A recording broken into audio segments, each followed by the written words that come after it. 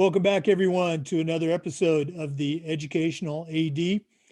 Today, we're headed out to the state of California, and we get to visit with Darlene Bible. Darlene is a certified master athletic administrator, and she's the director of athletics at the Harvard-Westlake School in Studio City, California. Darlene, welcome to the podcast. Good morning. Thanks for having me. Well, we're glad to hear what's going on at your school as well as in California. As we talked about, it's a busy time for ADs, so we're going to jump right into it. We always like to let our listeners have a chance to get to know our guests. So tell us a little bit about yourself, where you grew up, where you went to school and college, and maybe how your love of sports led to a career in teaching and coaching. Great. I am at Harvard-Westlake, and it is my 40th year. I have been teaching, coaching, and being an athletic director at Harvard-Westlake, and I have been in education for a total of 43 years.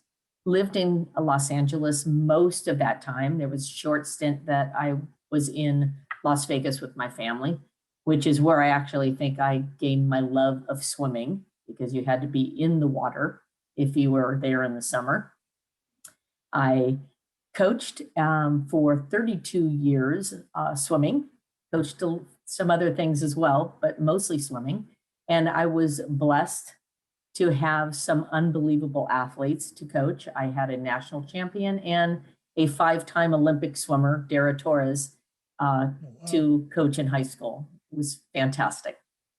I am a mom of 3 sons. And they're all 3 grown, and I've been married for 41 years.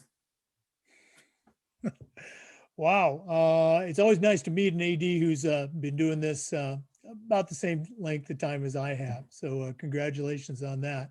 I like to tell people I've only got another 20 or 25 good years left of me, and then it's probably going to be downhill. Okay. We'll talk a little bit about your college career and how that got you into teaching, coaching, and eventually becoming an AD. So I swam all through school, and it was actually in participating on teams that I realized that more important than becoming more capable in my sport. Although, like I said, I did swim my entire career. I realized in high school, I think, that I really wanted to teach, because it seemed that I ended up helping other athletes in whatever I was doing, whether it would be snow skiing or swim practice, or I did gymnastics for a little while in high school. I always seemed to help somebody else get better. And it was in high school that I realized that's what I wanted to do. I wanted to teach and coach.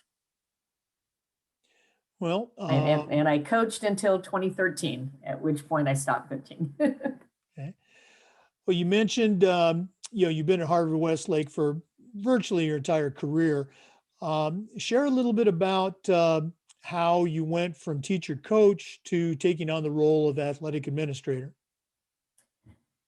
So I was a teacher and a coach for a number of years before. When I was at Westlake School, which was an all-girls school, we merged with Harvard School, an all-boys school. And at that point, I was moved into athletic administration, and it was a great way to go. At that time, I was teaching, coaching, and being AD. And it's funny, when I think back, I had an answering machine that when you listen to messages, if somebody called in, it stopped and rewound all of them and went back to the beginning again. So there were times when it took me a half an hour to listen to my messages. And it was tough to do all 3, but that's what we did back in the day. You and I talked about this earlier, but we didn't go into this particular angle. Obviously, the athletic director profession is still, very much male dominated. So how was that coming into a brand new school, merging and developing? How was that as far as your position in leadership? How did that work out for you? Maybe what were some things you did to make it turn out in a positive way? I had a good mentor at that time who was a big fan of mine and wanted me to take on the position. And even though it was a little bit of a challenge being a female in a male dominated profession, it was something, I have a brother and I had three sons, and I've just been so used to being in kind of that world that it was possibly a little easier for me. Um, but but I think that when anyone in any situation proves that they can do a good job at something, that's how you gain support from people.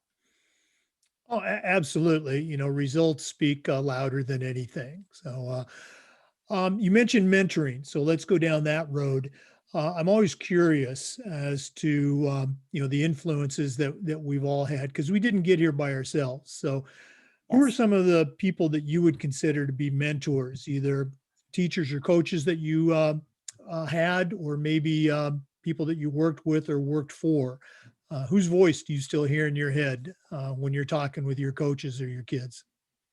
There are so many mentors I've had being in the business for as long as I have, that too many to mention, but a couple stand out. I do try to take something of value from every single mentor. Even if it's not the best mentor I've ever had, there's always something that they do well that I've tried to incorporate in in um, my life of an athletic director.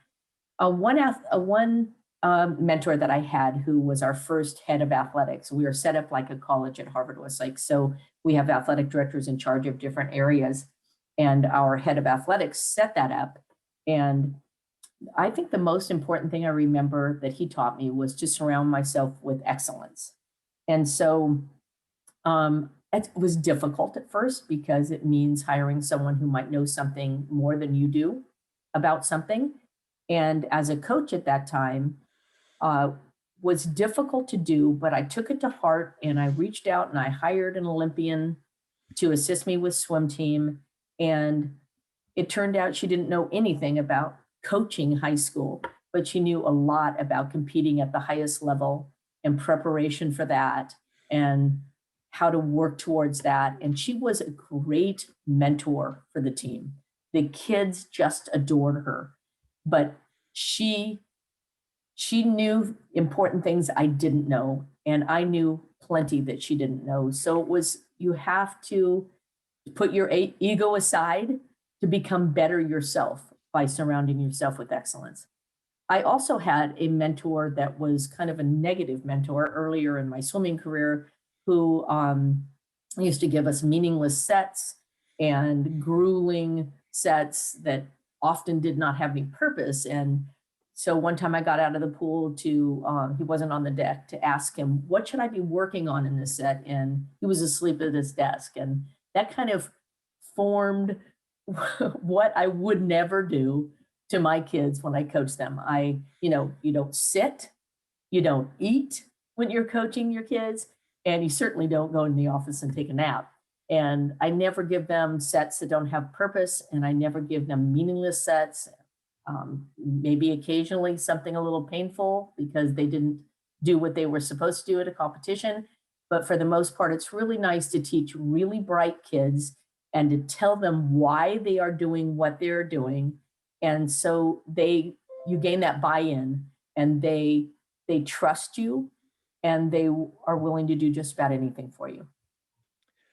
Yeah, I'm so glad you mentioned that the idea of sitting down during practice or even during a PE class. I guess I'm very much old school, but I was at a school before my current one, and the PE staff was constantly sitting down in the middle of PE, and I'd pull them aside and said, "Yeah, I taught PE for 25 years. I never sat down once," and just that whole image, I think lends, adds to your credibility, or in this case, detracts from Yes. it. So good for you. Thanks for mentioning that.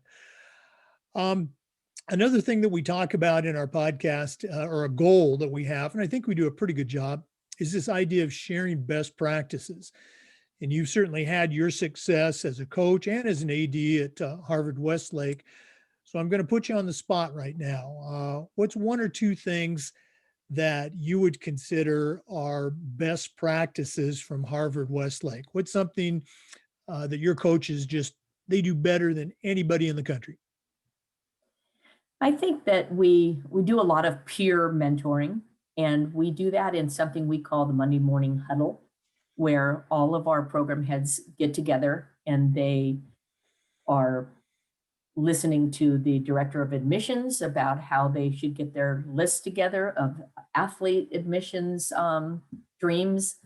The deans come and talk about academic issues. We do some professional development. We do bonding exercises, and it's been invaluable and so important.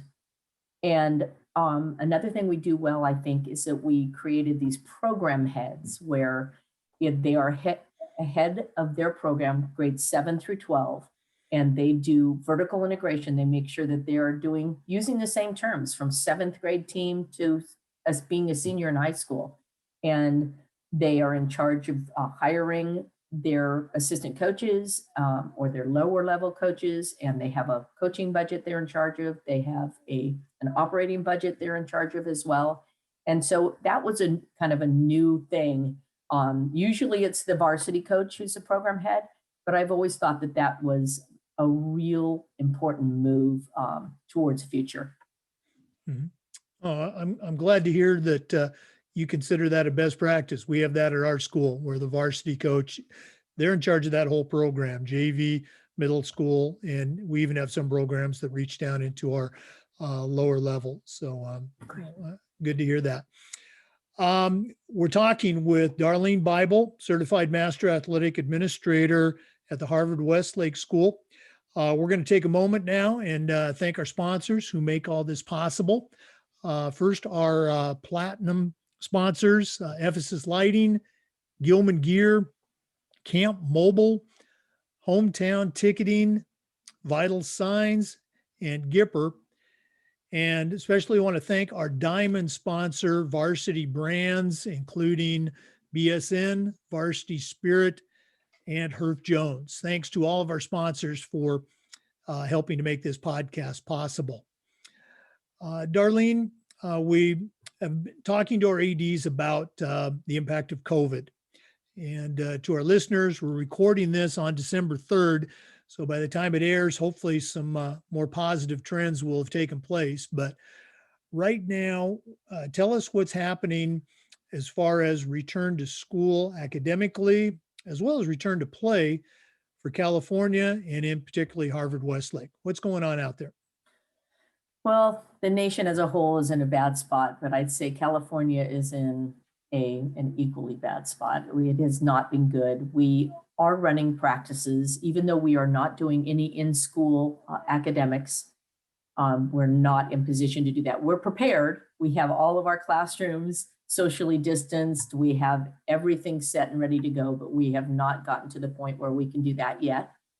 We are practicing in phase 1 only, social distancing, keeping no more than 2 people touching a piece of equipment or a ball, kicking a ball between them.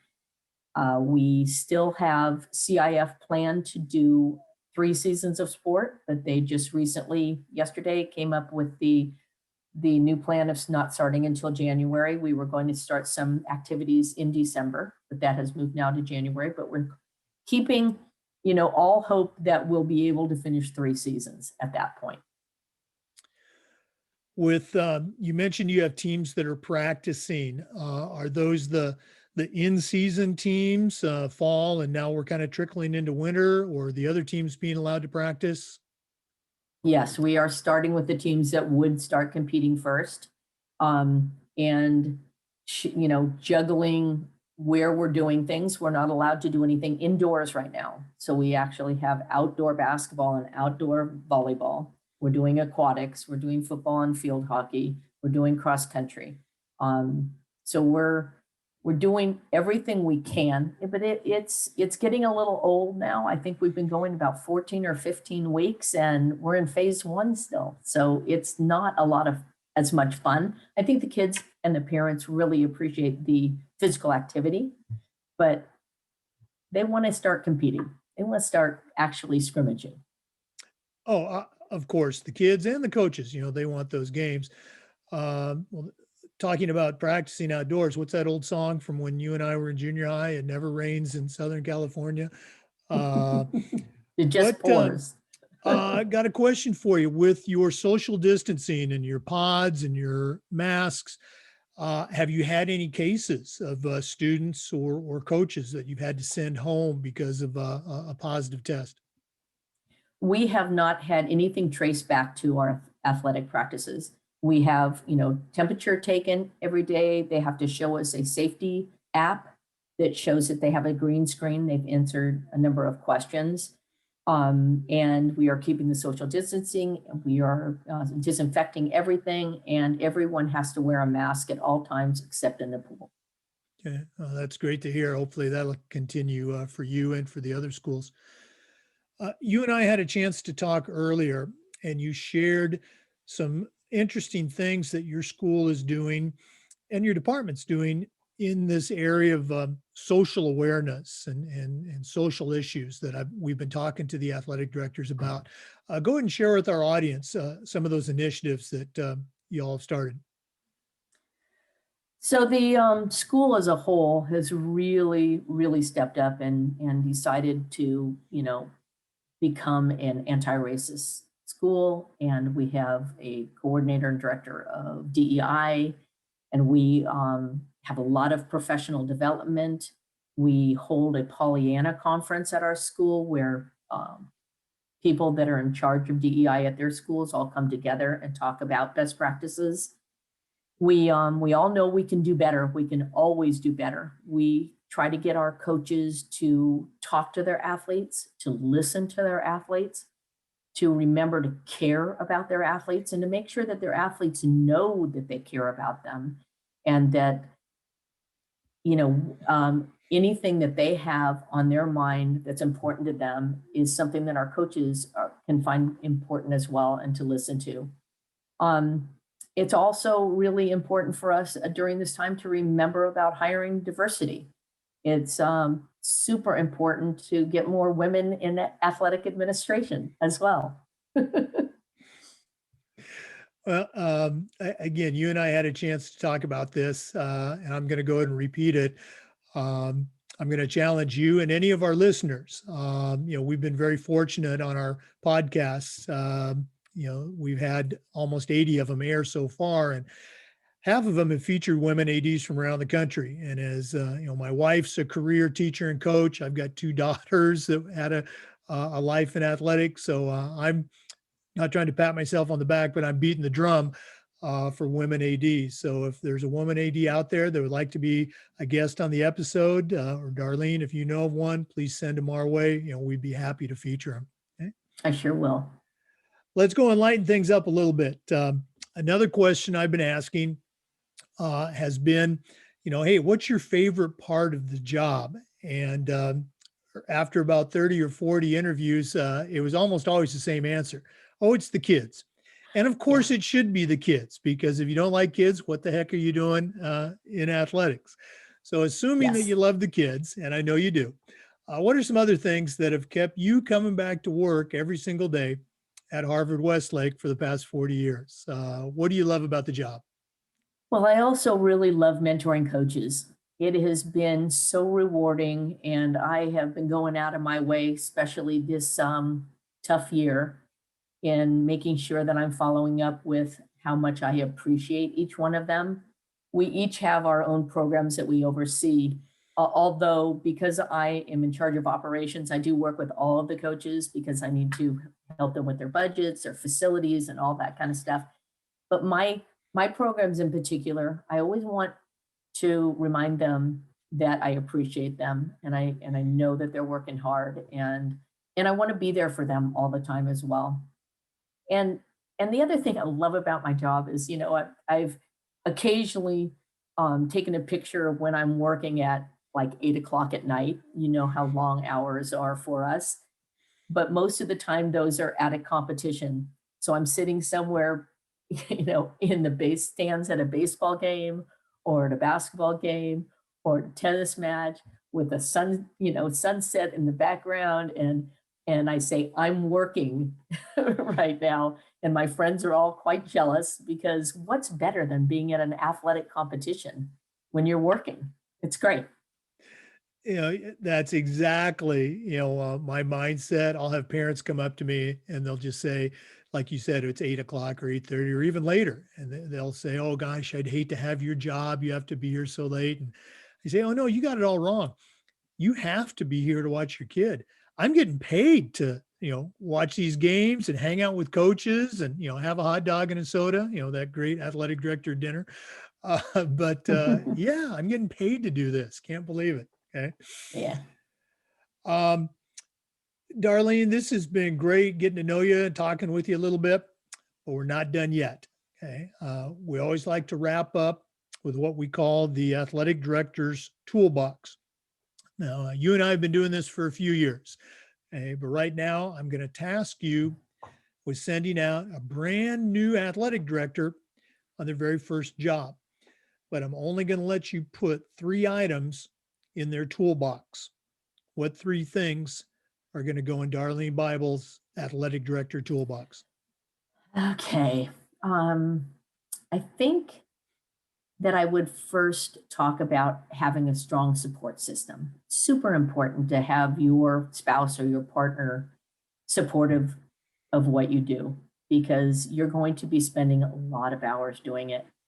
And that is super important. And in that support system, I want to add peers, colleagues, the people that I have met in the NIAAA classes, the mentors I had in NIAAA, the classmates I had in my master's course in athletic administration.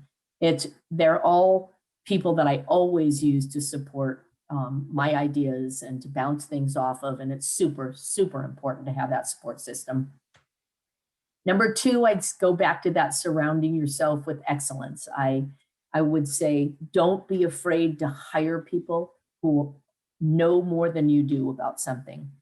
It would just enhance you as an administrator. You'll be better because you're hiring better people around you.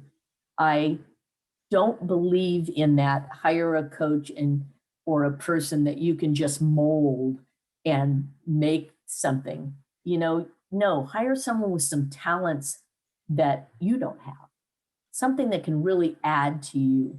So I think that's important as well. And then I want to finish with, I think something super important, be accountable.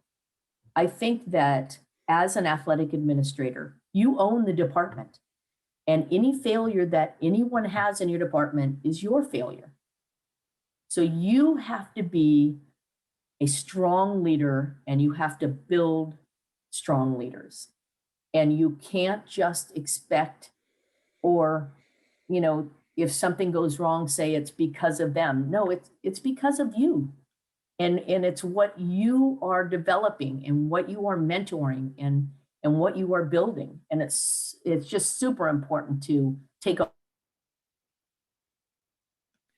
I'm so glad, you mentioned that. And again, it makes me think, we always share with our coaches that, hey, if something goes right, great job, congratulations. And if something goes wrong, I guess I screwed up. So, let's figure out how, we can do a better job next year. That's right. Or next time.